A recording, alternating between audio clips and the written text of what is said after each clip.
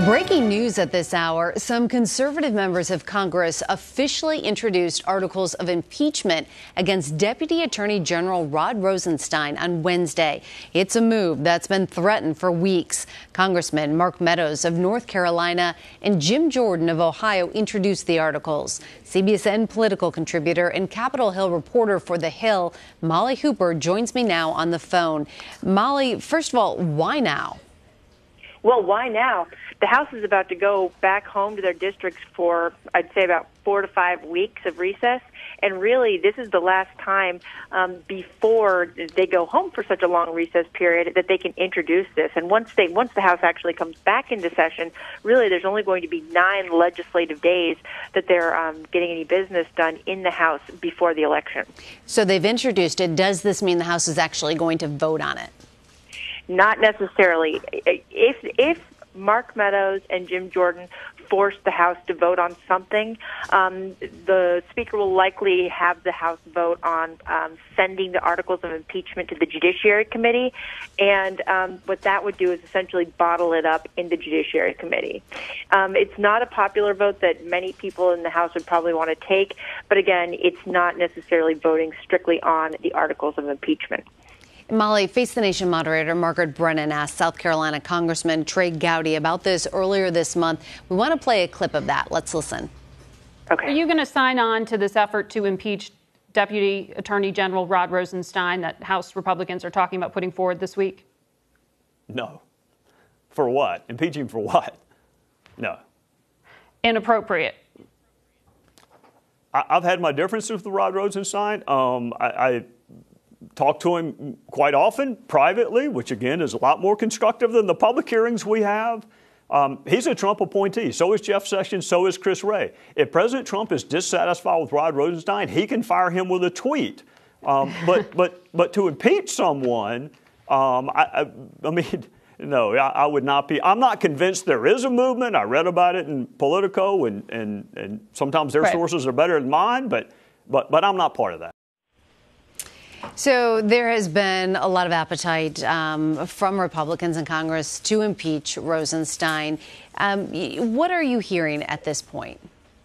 Well, at this point, it really is sort of restricted to a group of the so-called Freedom Caucus members led by Jim Jordan and Mark Meadows. Individuals who are aligned with President Trump, who are very upset with the way that the Justice Department handled the investigation into the Hillary Clinton email server situation. They're the ones who went after Peter Strzok at that fiery hearing 2 weeks ago. The FBI, the former head of counterintelligence at the FBI, who had all the text, the sort of the loaded text messages against President Trump with his then girlfriend at the FBI, fellow attorney Lisa Page. And so they've really got into it with these members of who had investigated the now president, and also conducted the investigation into Hillary Clinton. And they say that the way that they carried out those investigations was not fair, and it was not equitable, and that there was bias associated with it. And when Rod Rosenstein came up before the Oversight and Judiciary Committee, Jim Jordan in particular really got into it with Rod Rosenstein, saying, basically accusing Rod Rosenstein of threatening staffers on the House Oversight and Government Reform Committee, with calling them in as witnesses and whatnot. And so this has been a long simmering tension between two entities, and it's not necessarily restricted to the Republican Party as a whole. Well, how are Democrats reacting? Well, I can imagine, and I haven't seen the Democratic response yet, but we'll hear. This is crazy. It's just basically using what Trey Gowdy said. And again, he said something kind of similar earlier today before these articles of impeachment were introduced. What's the point of doing this? And this guy, Rod Rosenstein, is a Trump appointee. Christopher Wray, Trump appointee.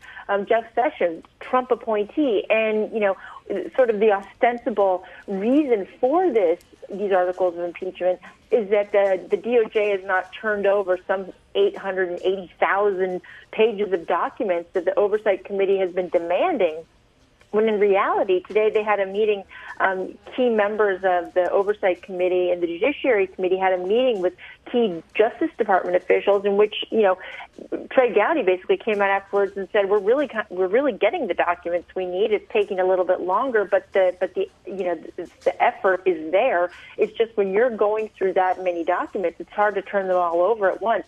One of the resolved clauses, so to speak, in this articles of impeachment is that Rod Rosenstein is redacting too much of those documents that these individuals, that Jim Jordan and Mark Meadows say do not items that don't need to be redacted. So, really, this is a conflict between two branches of government essentially. But again, if the goal is to get access to documents, and that was the main beef with Rod Rosenstein.